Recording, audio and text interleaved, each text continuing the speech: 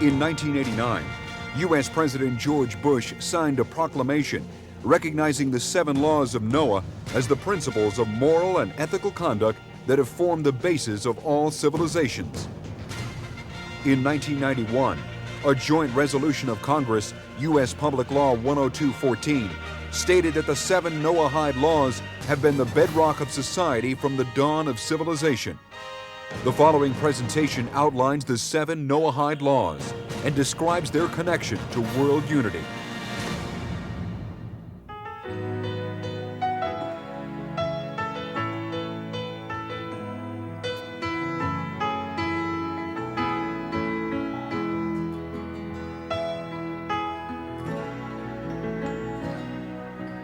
There comes a time as we watch our lives unfold when the world feels strange, future unknown.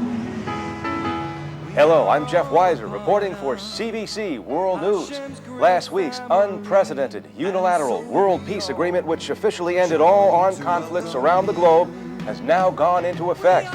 World peace, once only a dream of religious groups, is now reality. As today, the United Nations reported there were no deaths due to armed conflict anywhere in the world.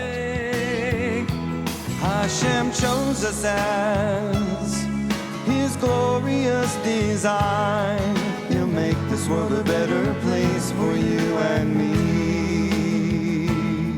Today, in medical news, we're proud to report the last mystery of cancer has been uncovered by a British scientist, and the disease has been eliminated from mankind.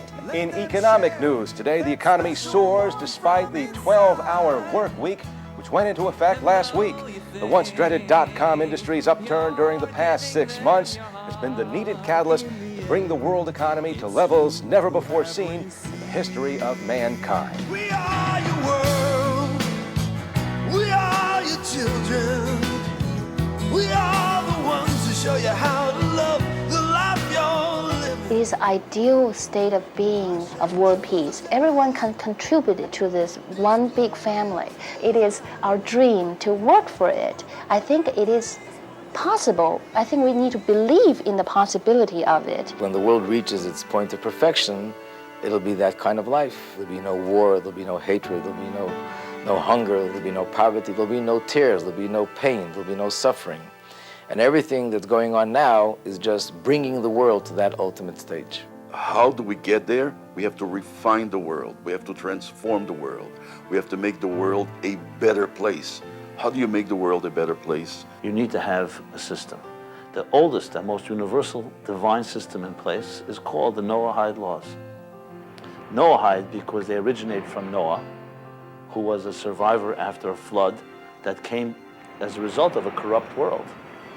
So in a sense, Noah becomes the man, the father of civilization, and sets into motion laws by which civilization should never destroy itself again. The rainbow is the covenant in which God states that He will not destroy mankind, and it's a covenant between Him and the world.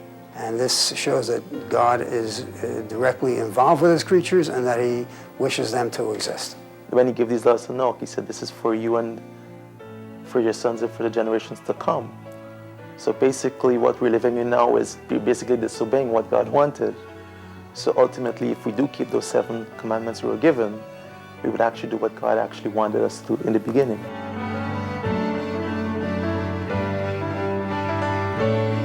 Number one is that there's a God. There's an eye that sees, there's an ear that hears. There's a higher presence in our lives. We're not alone. This world has a purpose to it, and that purpose is to make this world a dwelling place for God. And each one of us was endowed with a responsibility to bring that about, and every single one of us has a role in that grand divine plan. The belief in God is the belief that the world has a manager. It has managing principles that are beyond my wishes and my desires. To some extent, there can be nothing more hopeful than that. I believe that the world is a world of chaos and a world of violence. It's a very depressive world. I was born in China, a culture that doesn't encourage religion, so I wasn't grow up with the concept of God. However, I do believe in some kind of spiritual being that is overseeing our individual life, giving us direction, if only we can listen to it.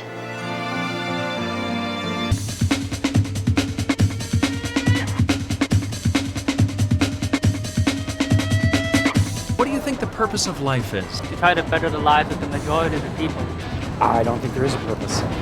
God has given each of us a corner of this earth to make a home for God. The purpose of life is to give back. These programs really cover the core traditional laws and customs of Judaism that have been around for 3,000 years. The purpose of going to a wedding is not to enjoy yourself. The purpose of going to the wedding is to help the bride and groom enjoy the wedding. There are a lot of people who are not going to look at books. A lot of people prefer videos. So if we're not going to produce videos, we're going to miss a big part of the population who could be learning about religion and spirituality. This is an amazing opportunity to share Torah wisdom with the world.